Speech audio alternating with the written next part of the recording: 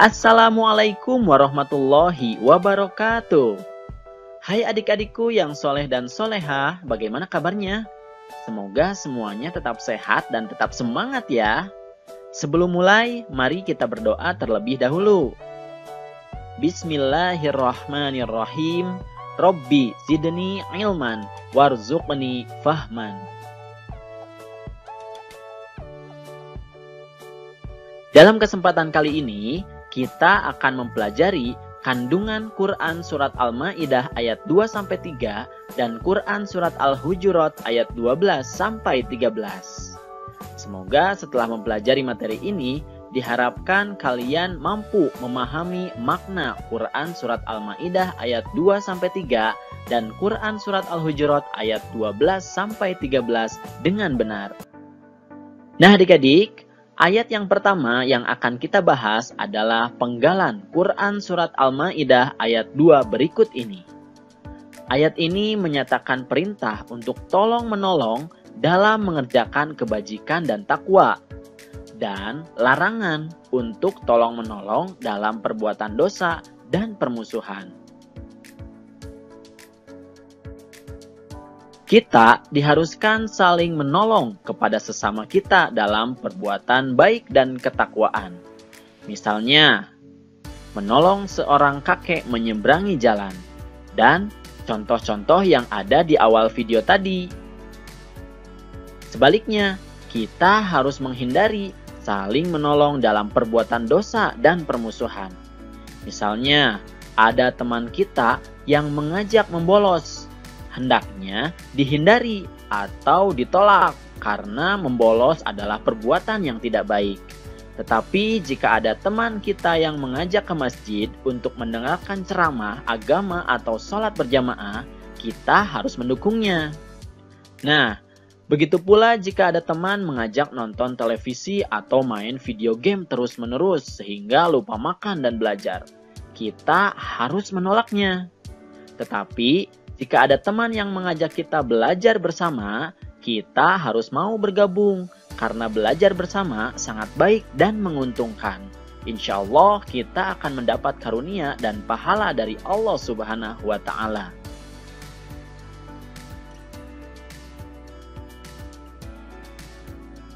Nah, selanjutnya kita akan membahas kandungan penggalan Quran Surat Al-Ma'idah ayat ketiga. Allah Subhanahu wa Ta'ala mengingatkan umatnya agar tidak takut kepada orang-orang kafir, tetapi takutlah hanya kepada Allah Subhanahu wa Ta'ala. Pada saat Nabi Muhammad SAW melaksanakan haji wada atau haji terakhir yang dilakukan oleh Nabi Muhammad SAW, Allah Subhanahu wa Ta'ala menurunkan wahyu yang menyatakan bahwa pada hari ini atau haji wada telah kusempurnakan ajaran agama untukmu. Allah ridho agama Islam sebagai agamamu. Nah adik-adik, pada Quran Surat Al-Ma'idah ayat 3 diharapkan kita harus takut hanya kepada Allah Subhanahu wa Ta'ala. Segala perintah Allah Subhanahu wa Ta'ala harus kita laksanakan, dan segala larangan Allah Subhanahu wa Ta'ala harus kita hindari. Itulah arti dari takwa. Jadi, ajaran Islam yang disampaikan oleh Nabi Muhammad SAW harus kita yakini dan amalkan. Karena Allah Subhanahu wa Ta'ala telah menyempurnakan sekaligus ridho bahwa agama Islam menjadi agama Nabi Muhammad SAW dan pengikutnya. Di samping itu, kita harus mensyukuri nikmat yang Allah Subhanahu wa Ta'ala berikan kepada kita.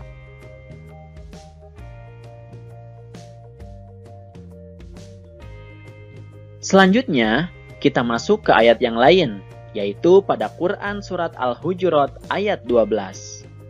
Di sini dinyatakan bahwa jika kita beriman kepada Allah Subhanahu wa Ta'ala, janganlah berprasangka buruk terhadap orang lain.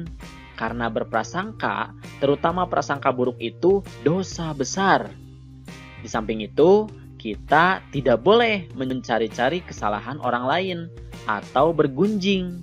Karena orang yang suka bergunjing diibaratkan seperti orang yang memakan daging saudaranya yang sudah mati. Nah, tentu kamu merasa jijik.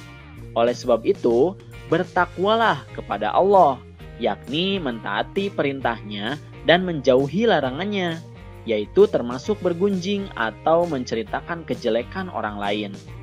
Jika kita telah berbuat salah dan dosa karena telah melanggar larangan Allah Subhanahu wa Ta'ala, segeralah bertaubat dan bertakwa kepada Allah Subhanahu wa Ta'ala, karena sesungguhnya Allah Subhanahu wa Ta'ala Maha Penerima Tobat lagi Maha Penyayang.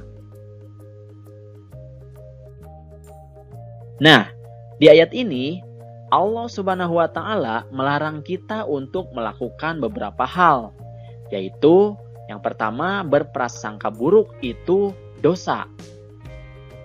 Kemudian yang kedua adalah mencari-cari kesalahan orang lain, dan juga tidak boleh menggunjing atau membicarakan keburukan orang lain. Karena jika melakukan itu, sama dengan diibaratkan memakan daging bangkai saudaranya yang sudah mati. Maksudnya, orang yang dibicarakan keburukannya, dosanya akan diambil oleh orang yang membicarakannya. Na'udzubillahi min dzalik. Selain larangan, Allah juga memerintahkan hal-hal berikut ini, yaitu melaksanakan perintah Allah dan menjauhi larangannya atau bertakwa, dan bertaubat, terutama apabila kita telah melakukan kesalahan atau melanggar hal-hal yang dilarang oleh Allah Subhanahu wa Ta'ala.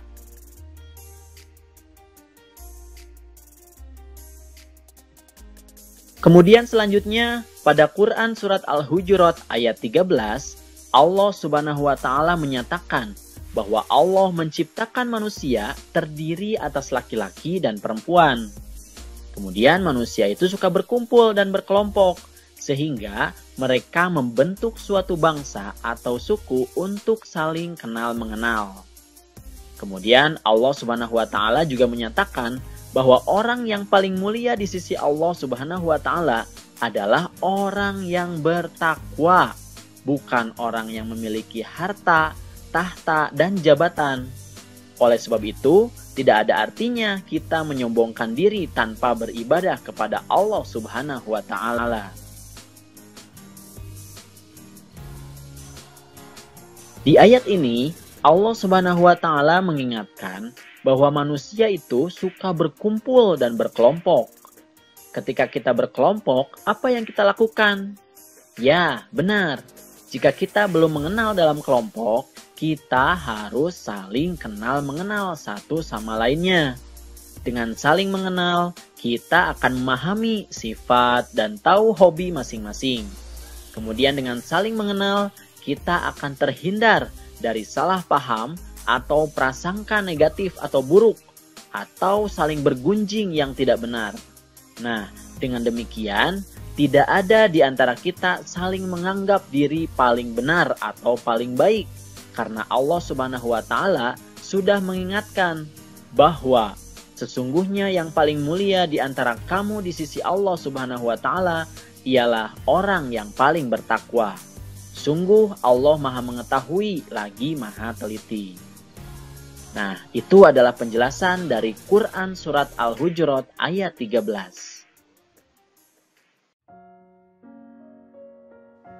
Rasulullah Shallallahu Alaihi Wasallam bersabda, sebaik-baik kalian adalah yang belajar Al-Quran dan mengajarkannya.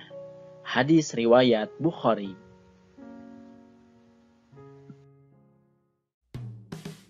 Alhamdulillahirabbil alamin. Materinya sudah selesai. Semoga sekarang kalian sudah mampu memahami kandungan ayat-ayat tadi ya. Terima kasih atas perhatiannya dan mohon maaf jika ada kesalahan. Billahi taufik wal hidayah. Wassalamualaikum warahmatullahi wabarakatuh. Sampai jumpa di video berikutnya.